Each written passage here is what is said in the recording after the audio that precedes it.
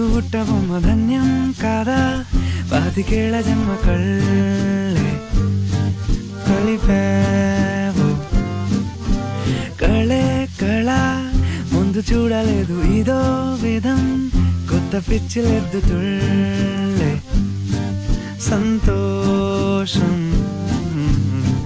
పాలరాతి పైన పాదం